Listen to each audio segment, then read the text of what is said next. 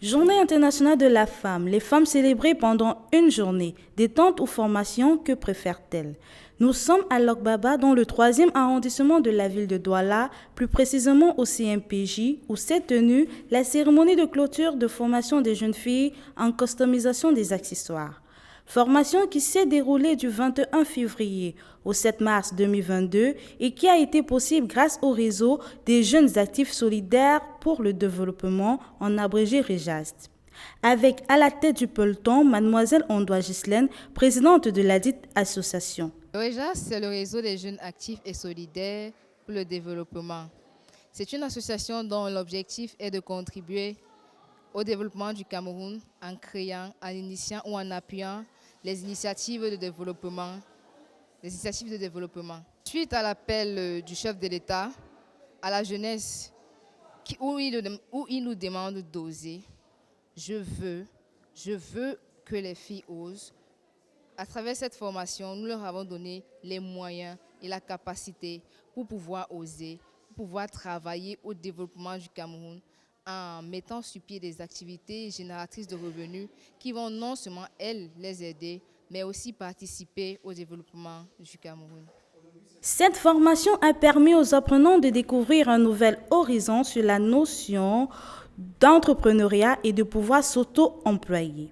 La remise des parchemins à la vingtaine d'apprenantes a été l'occasion pour conclure ces activités liées aux festivités marquantes de la Journée internationale de la femme.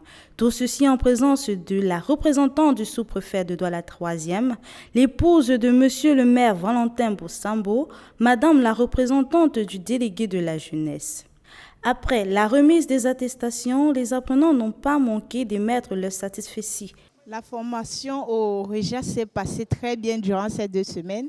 On nous a appris à faire beaucoup de choses, des barrettes, des couronnes, des éventails comme vous pouvez le voir, des foulards et bien d'autres. Très contente parce que ça sera un plus pour moi, surtout pour ma petite activité, et je suis très contente et j'ai dit merci au REJAST. La formation s'est très bien déroulée, très bien, et on a appris à faire beaucoup de choses, les bracelets, les gourmettes, habiller avec le tissu pagne, faire les éventails et les barrettes également. Après avoir reçu mon certificat, je voudrais dire à la jeune femme, surtout à la jeune fille, de ne plus rester à la maison, de venir apprendre un métier qui peut permettre à s'autonomiser plus tard. Et avec ce certificat, ça veut dire que je suis apte à exercer dans le monde de l'emploi. Donc, et à l'avenir, peut-être créer ma propre boîte pour faire la customisation, pourquoi pas. Initiative jugée louable et d'intérêt général pour la gente féminine. La première édition du REJAST a reçu l'accompagnement de plusieurs organes, notamment le CMPJ et son chef Poule Vouri, qui, au micro de la télévision qui vous construit, a donné son point de vue sur de telles initiatives. Nous avons, dès la première rencontre avec la présidente du REJAST, nous avons ressenti sa détermination, nous avons ressenti sa volonté d'être utile pour la société camerounaise et singulièrement pour la jeunesse. Et comme cela est en cohérence avec nos missions, c'est la raison pour laquelle nous avons directement adhéré au projet. C'est vrai que dans nos échanges, il y a eu 2 ou 3 orientations que nous avons apportées pour être totalement complet avec ce que le ministère nous demande. Donc, nous avons senti sa détermination, sa volonté à être utile et nous avons vocation à recevoir les jeunes. C'est la raison pour laquelle il était naturel pour nous de coller notre label, notre structure à cette organisation.